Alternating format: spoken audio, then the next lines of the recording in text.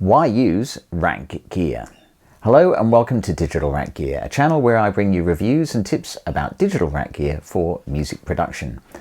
Here we discuss the best ways to set up, care for, understand and use your rack gear. This is the second of two videos making a case for why hardware works best. And today we'll explore the practical and physical world implications of hardware over plugins.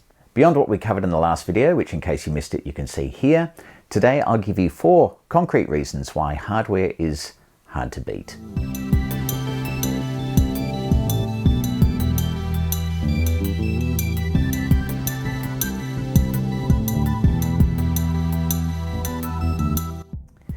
The first thing about hardware is that not all algorithms can be replicated in software.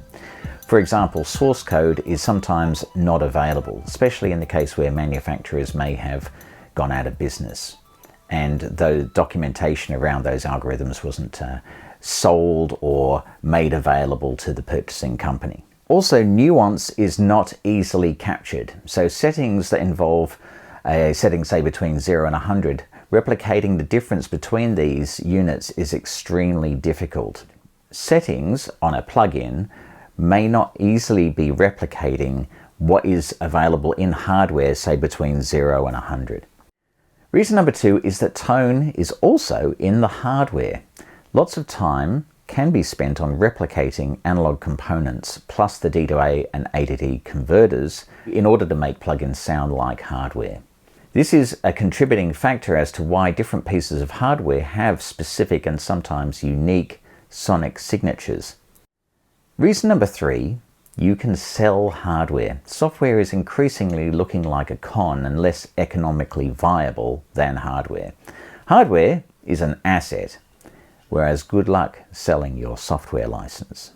And with more companies moving to a subscription model, these tools, plugin tools, are increasingly looking like moving from an asset to an expense, yearly or monthly. I really don't like the trend of software companies constantly reaching into my pocket or yours. I think it's great for revenues for the companies, but it's flat out bad for the consumer. You can bet these companies have calculated that they can make more money year on year with those subscriptions than they could from a higher upfront asking price. Look at Microsoft Office. Plus, they can modify the software whenever they choose and change the terms of service, even attempt to own your own creative output. Hello, Adobe.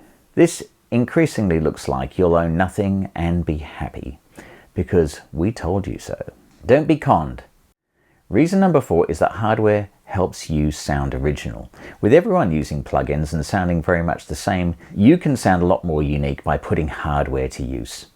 The way these units were originally used was often in a fully pro studio with a large format console.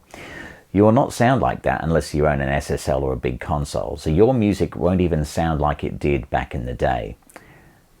You will have your own unique sound, and the way your setup is set up will have a direct impact on that sound. So, sound original. Bonus reason number 5 is for your mental health.